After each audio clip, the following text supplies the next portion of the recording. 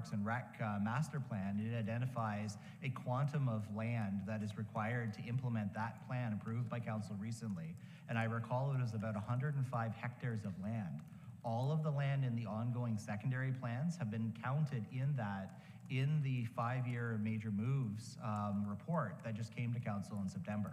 So if we sacrifice some of those lands for choices of council on where you want your park, it will make it more challenging from a cost perspective for us to make up the outline and the target for the amount of land within the Parks and Rec master plan. So with that, I will turn it over to Trevor. Well, I have a follow-up question with that. So with respect to what you just said, I appreciate that there's always this argument that comes back that says we have to give up something else to do something. I would just like to know, though, in my 15 years of office, we never had a Courtice waterfront plan to the extent that there is now. I'm not saying there's anything wrong with it, and if this is what Courtice residents want, then I'm certainly happy to support that. My question is that it seems like the plans do change. So how is this any different, right? I mean, that's my question. At the end of the day, we had an opportunity arise with Mr. Kemp, I guess, or whatever, and we have the opportunity to develop a nice Courtice waterfront. That's great. But this wasn't the original plan, and I know from last term when we brought forward the request for a Bowmanville waterfront, that seems to have just languished.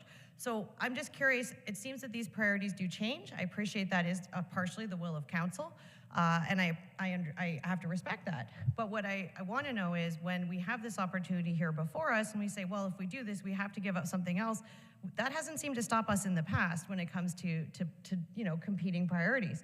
This is something, though, you will acknowledge, I think, is that Camp 30 has been something that the previous term and the previous term before that affirmed as a priority. So I'm just a little bit surprised now that when the developer offers to give us 50 acres of parkland, whether or not we decide to keep all the buildings is another story, that all of a sudden this is now going to take away from something else when this has always been a priority, and as you pointed out, in our official plan.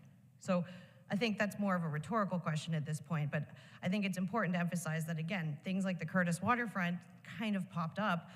It was never in our long-term waterfront strategy, but it's there. So I would just like to hear from Mr. Penn. Councillor Trail, there's a question in all of that? Yeah, you're allowed to make statements in council too. Committee. Anyway, Mr. Penn, you were going to follow up, I believe, with respect to the DC background study and the Jurylands Park.